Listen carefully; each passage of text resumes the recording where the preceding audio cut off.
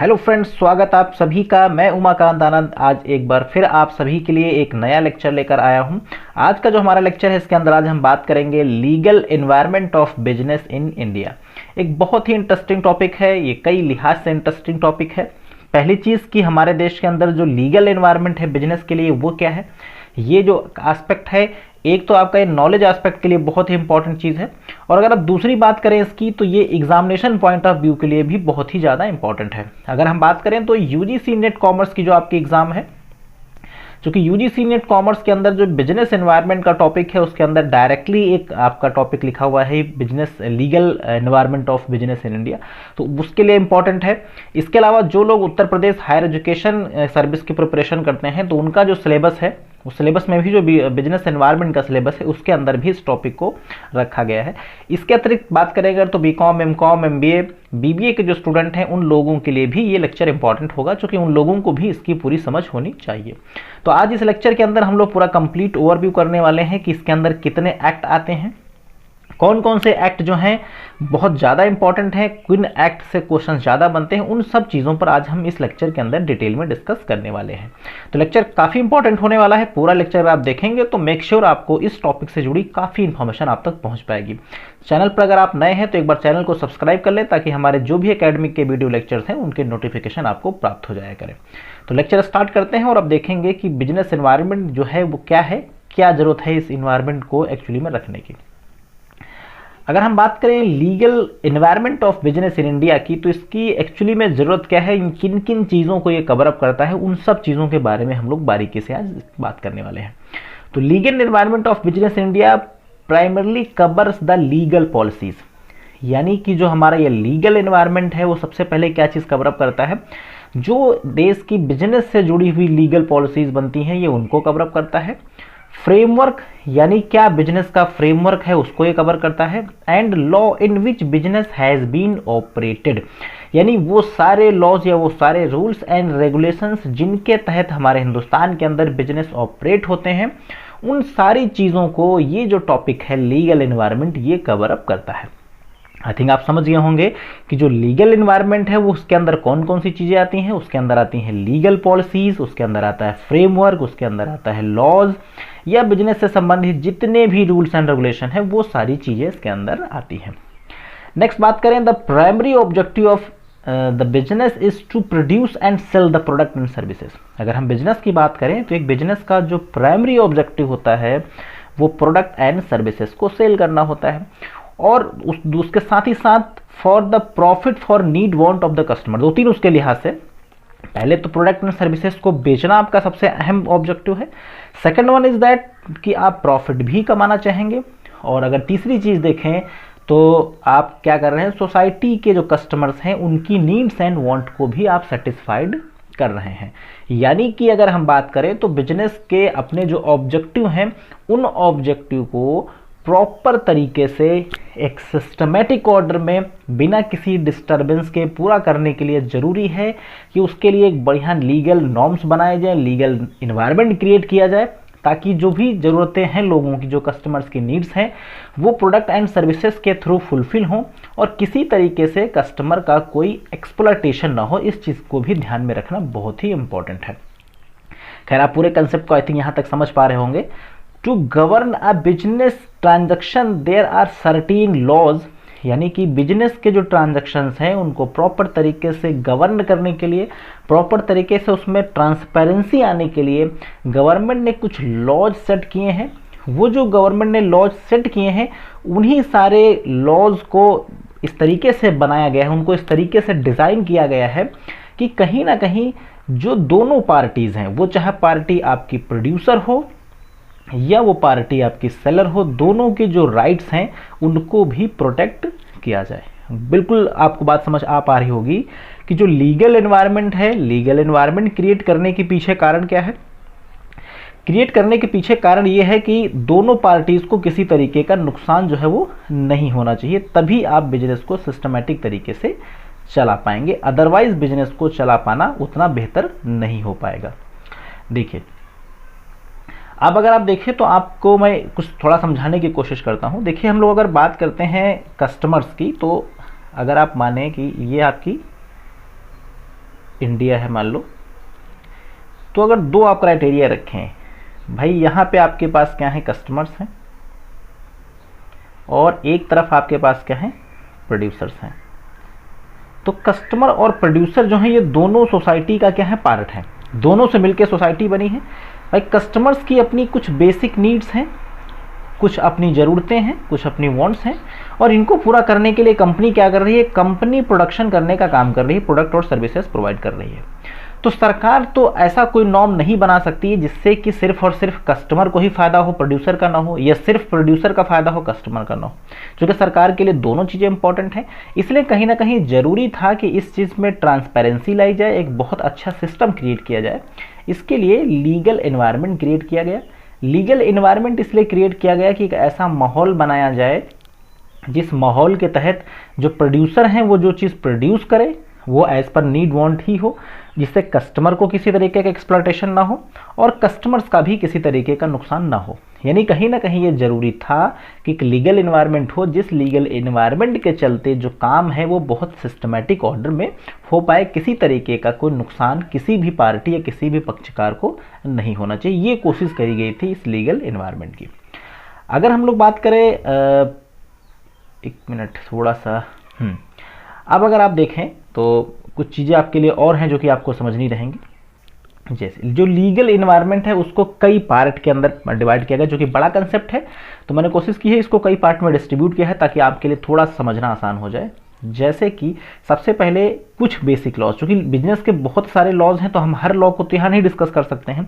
हमने वो important laws को चूज किया है जिनसे मोस्टली क्वेश्चंस पूछे जाते हैं। तो जो बेसिक बिजनेस लॉज हैं जो हमें एग्जामिनेशन के लिए बहुत अच्छे से तैयार करने हैं, उसमें सबसे पहले आपका इंडियन कॉन्ट्रैक्ट एक्ट 1872 यानी कि भारतीय अनुबंध अधिनियम 1872 जो है ये बहुत अहम है। इससे कई मरतबा एग्जाम में क्वेश्चन पूछे गए हैं, तो इस पे आप गौर से इसको पढ़ें, ये काफ़ी इंपॉर्टेंट है आपके लिए।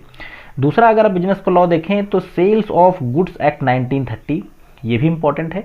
आपको याद होगा कई बार एग्जाम में क्वेश्चन मैचिंग पूछे जाते हैं, एक तरफ आपके पास एक्ट होंगे, एक तरफ आपके सामने इनके जो एयर्स हैं वो दिए होंगे, तो आपको मैच करना होता है, तो उस लिए भी ये इंपॉर्टेंट है आपके लिए।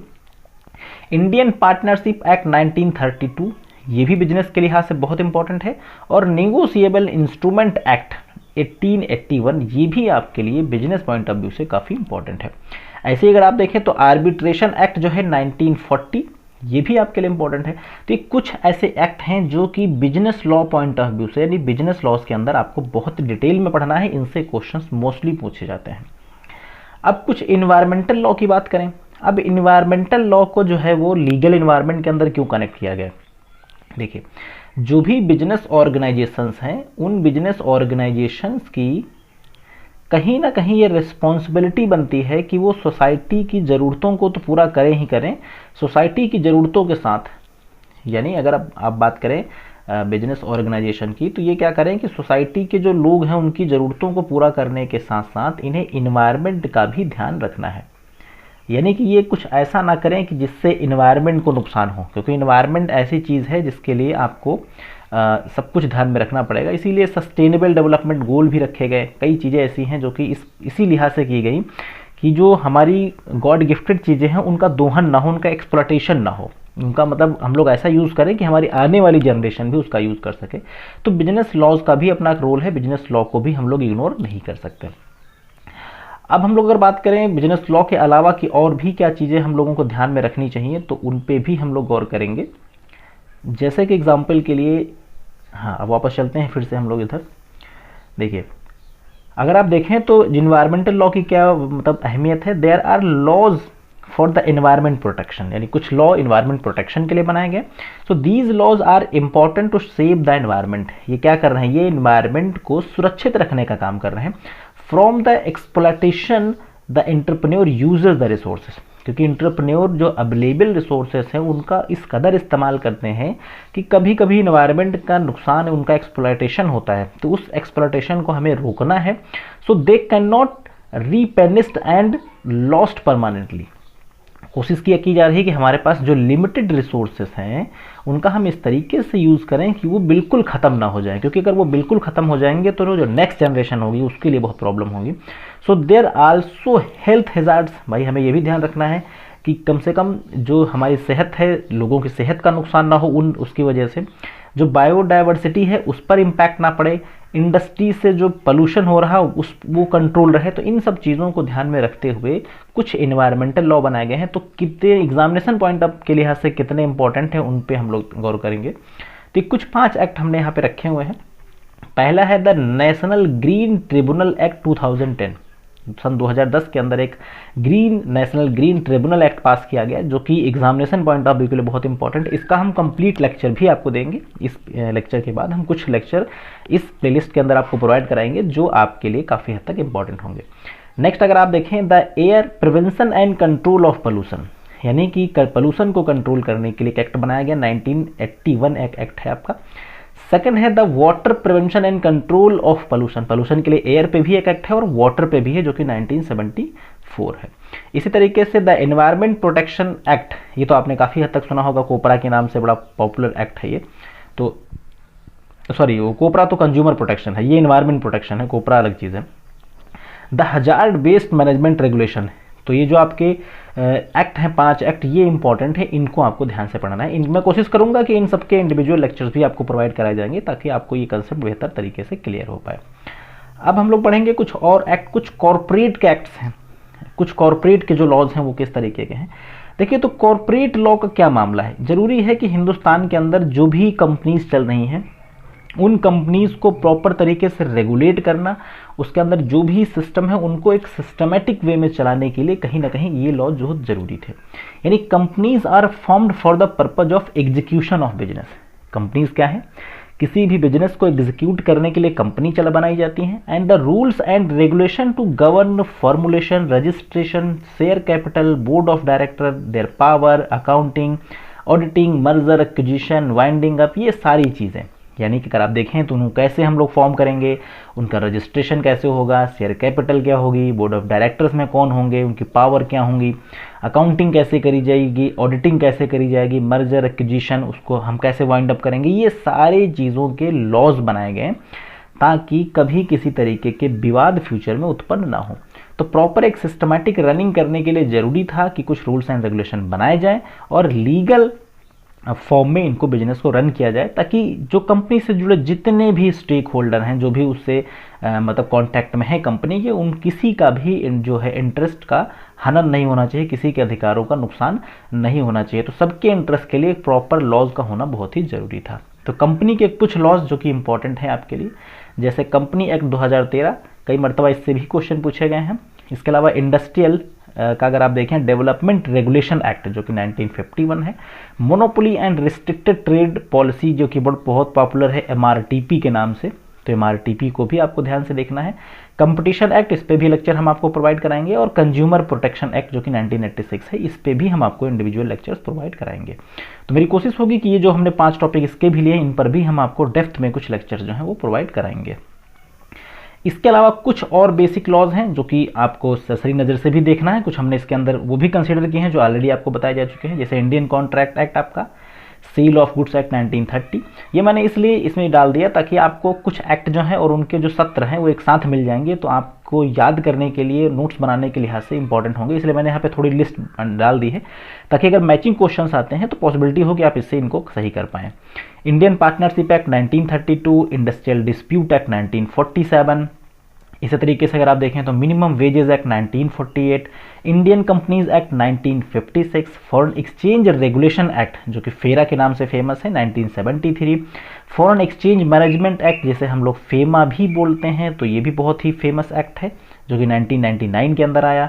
Monopoly and restricted trade policy जो 1969 के अंदर आई। अब नेक्स्ट अगर आप देखें तो कुछ और भी एक्ट हैं इसके अंदर, consumer protection act 1986, Indian income tax 1961 बहुत पॉपुलर एक्ट है, central excise duty 1944, security exchange board of India, इसका फुल फॉर्म अगर आप देखें तो इसे हम बोलते हैं SEBI, security exchange board of India. तो ये जो सेबी आपका है ये 1992 इसका एक्ट है। Indian regulation banking regulation 1949, chartered accountant act 1949, information technology बहुत पॉपुलर है एग्जामिनेशन के लिए, इसे भी ध्यान से आप देखेंगे, सन 2000। इसी तरीके से कंपटीशन एक्ट सन 2002, ये भी इंपॉर्टेंट है। राइट ऑफ इंफॉर्मेशन, ये भी बहुत इंपॉर्टेंट है यूजीसी नेट कॉमर्स स्टूडेंट के लिए। और इसके अलावा आपका micro small medium enterprise act 2006, जिसे भी आपको ध्यान से रखना समझना है, और consumer and protection of child rights जो कि सन 2005 के अंदर एक्ट आया। तो मैंने इस लेक्चर में कोशिश की कि आपको वो चीज़ें प्रोवाइड कराई जाएं, वो चीज़ें आप तक पहुंचाई जाएं जो एग्जामिनेशन पॉइंट ऑफ व्यू के लिए इंपॉर्टेंट है। मुझे उम्मीद है आपको लेक्चर ये अच्छा लगा होगा। लेक्चर अच्छा लगा हो तो इसे लाइक, शेयर, और मेरे चैनल को अगर आपने सब्सक्राइब ना किया हो तो आप कर लें, ताकि मेरे अपकमिंग जो भी लेसन्स हैं, जो भी वीडियोज़ हैं, उनके नोटिफिकेशन आपको मिल सकें। आपने अपना बेशकीमती समय दिया इस लेक्चर को देखने के लिए, आप सभी का सादर आभार। So thanks for watching this video. Have a nice day.